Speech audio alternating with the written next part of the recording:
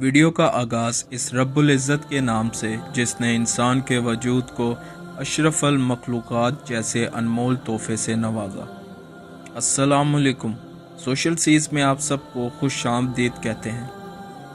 Video کو شروع کرنے سے پہلے آپ سب سے ایک چھوٹی سی گزارش ہے۔ جن حضرات نے ہمارا چینل سبسکرائب نہیں کیا وہ مہربانی کر کے ہمارا چینل سبسکرائب کر دیں اور اس بیل آئیکن کو پریس کر دیں تاکہ ہر نئی آنے والی ویڈیو آپ کو بر وقت ملتی رہے۔ تو چلتے ہیں اپنی ویڈیو کی طرف۔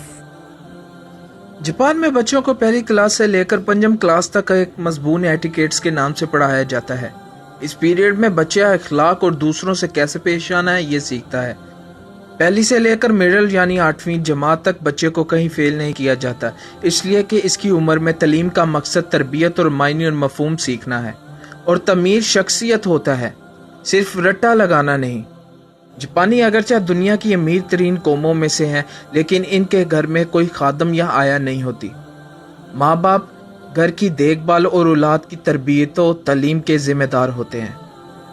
جاپانی بچے اپنے اساتذہ کے ساتھ مل کر روزانہ 15 منٹ تک اپنا مدرسہ صاف کرتے ہیں۔ نتیجتاً یہ پوری قوم عاجز و انکسار کا پیکر اور صفائی ستھرائی کی شدائی ہے۔ جاپانی اسکولوں میں بچے اپنا ٹوتھ برش ساتھ لے کر جاتے ہیں۔ مدرسے میں ہی کھانا کھانے کے بعد دانتوں کی صفائی کرتے ہیں۔ اسی طرح چھوٹی عمر میں ہی انہیں حافظانہ صحت کی تعلیم اور تربیت ملتی چلی جاتی ہے۔ مدرسے کے اساتذہ اور بچوں کا کھانا کھانے سے آدھے گھنٹہ قبل خود یہی کھانا کھا کر چیک کرتے ہیں کہ کھانا ٹھیک ہے یا نہیں۔ اساتذہ بچوں کو جاپان کا مستقبل سمجھتے ہیں، لہٰذا ان کی صحت کی حفاظت ہمیشہ مقدم رہتے ہیں۔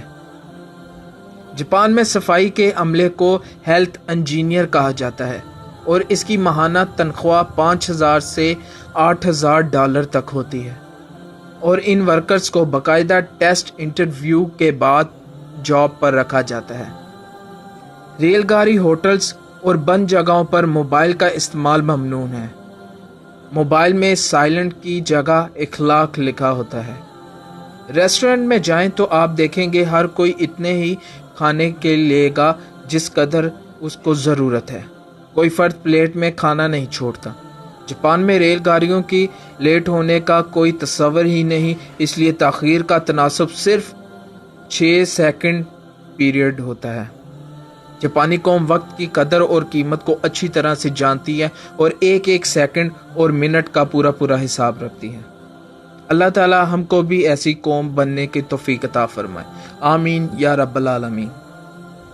دوستو، چلتے چلتے ہمیشہ کی طرح وہی ایک آخری بات عرض کرتا چلوں کہ اگر کبھی کوئی ویڈیو، کال، واقعہ، کہانی یا تحریر وغیرہ اچھی لگا کرے تو مطالعے کے بعد مزید تھوڑی سی زحمت فرما کر اپنے دوستوں سے بھی شیئر کیجیے اور اپنی فیملی ممبر سے بھی شیئر کیجیے۔